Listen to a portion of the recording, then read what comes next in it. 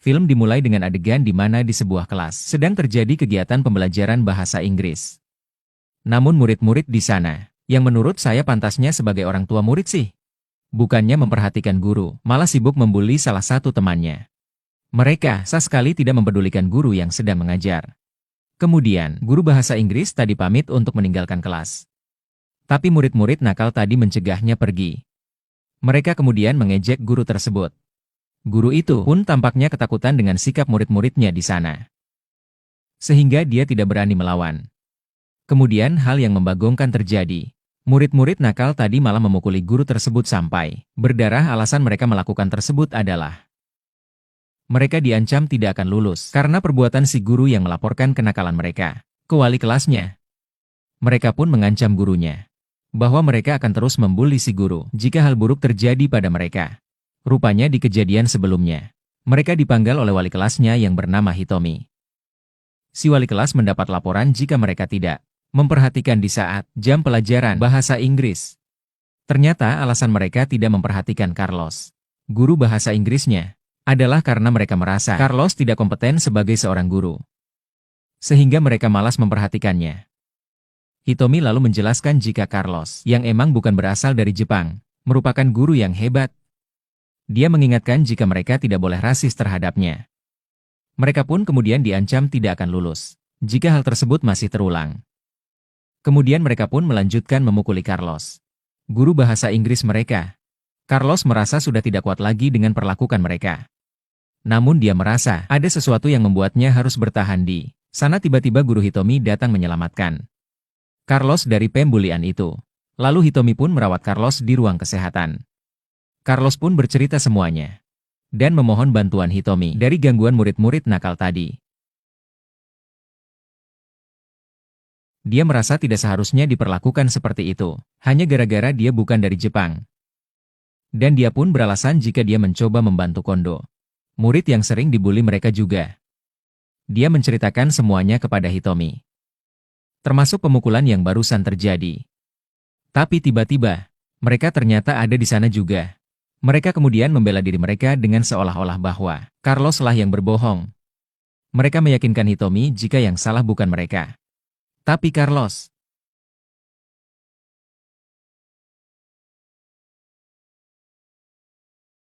Kondo Hitomi pun kemudian melarang Kondo untuk berteman dengan mereka. Mereka kemudian membuktikan jika semua omongan Carlos itu bohong. Mereka punya bukti jika Kondo yang menurut Carlos sering mereka bully, sebenarnya teman mereka. Mereka tidak membulinya.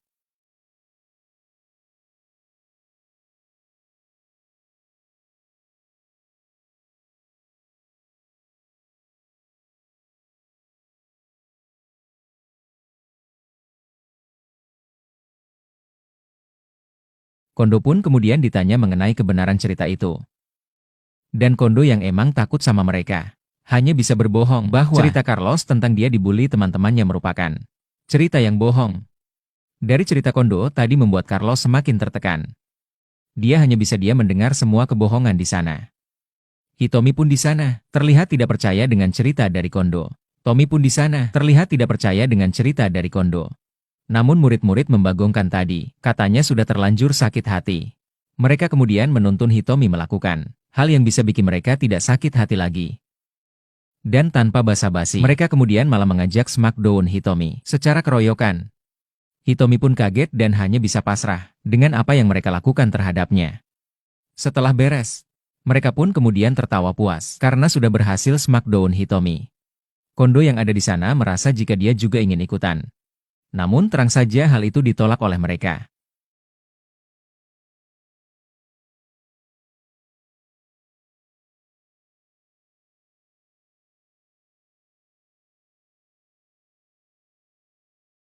Kemudian, salah satu murid tadi mencoba mencari Carlos yang kabur. Dan ternyata Carlos sedang bersembunyi di kamar mandi, sambil memuaskan dirinya yang memuncak karena efek melihat kejadian tadi. Dan ternyata Carlos sedang bersembunyi di kamar mandi, sambil memuaskan dirinya yang memuncak karena efek melihat kejadian tadi. Hal itu diketahui oleh salah satu murid yang tadi mencarinya, yang membuatnya jadi kaget. Lalu Hitomi yang sedang berada di ruang guru, membaca pesan dari Carlos. Dia memintanya untuk menemuinya di perpustakaan. dan meminta maaf atas kejadian sebelumnya. Datanglah Hitomi ke perpustakaan. Namun betapa kagetnya dia. Karena bukan Carlos yang menunggunya, tapi salah satu muridnya yang membagongkan. Hitomi kemudian menanyakan apa yang terjadi. Tak lama teman yang satunya datang dengan membawa Carlos yang terlihat sangat terluka. Kemudian mereka mendorong Carlos dan Hitomi sampai ke lantai.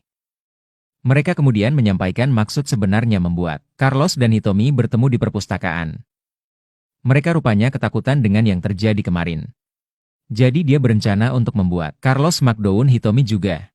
Dengan demikian, jika terjadi apa-apa, bukan hanya mereka yang bersalah, namun Carlos pun akan terkena imbasnya karena ikut merasakan tubuh Hitomi. Hitomi awalnya menolak, dan berjanji tidak akan melaporkan kejadian kemarin. Tapi murid-murid membagongkan tadi tetap tidak percaya, dan kembali memaksa Hitomi untuk smackdown dengan Carlos. Jika tidak mau maka Carlos akan kembali mereka. Pukuli Hitomi pun akhirnya menyerah. Dan mengikuti apa kemauan mereka. Dia dan Carlos pun melakukan smackdown, sambil direkam oleh murid-murid membagongkan tadi. Namun sepertinya murid-murid pun ikut memuncak, dan bergabung dengan mereka. Tapi belum juga beres. Ada hal yang membuat Hitomi malah kabur dari sana. Esoknya Carlos menemui Hitomi. Hitomi tampak mencintai Carlos.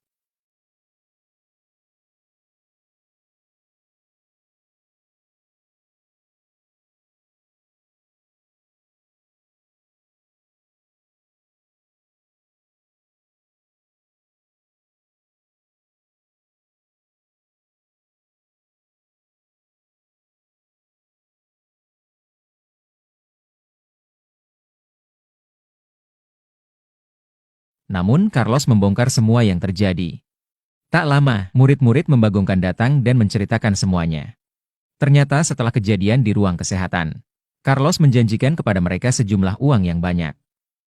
Carlos sangat menikmati ketika Hitomi di smackdown oleh murid-murid. Jadi dia pun sebenarnya sangat ingin menikmati tubuh Hitomi.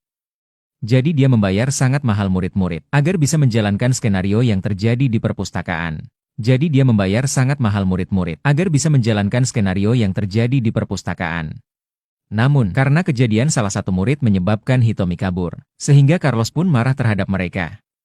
Jad sebenarnya, Carlos membayar mahal murid-murid agar dia bisa melihat Hitomi di smackdown. Dengan hal itu membuatnya semakin memuncak, dan dia pun bisa menikmati Hitomi juga.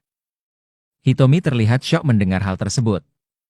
Kemudian mereka berempat pun akhirnya kembali melakukan smackdown terhadap Hitomi. Hitomi yang sepertinya menikmati kembali hanya bisa pasrah. Film pun kemudian ditutup dengan adegan. Setelah pengeroyokan tersebut, Hitomi yang terlanjur cinta Carlos malah jadi marah setelah mendengar semuanya. Dan akan menuntutnya. Namun Carlos hanya bisa tertawa puas setelah memperlihat rekaman video mereka sedang smackdown. Hal itu hanya bisa membuat Hitomi tak berkutik untuk melakukan apa-apa.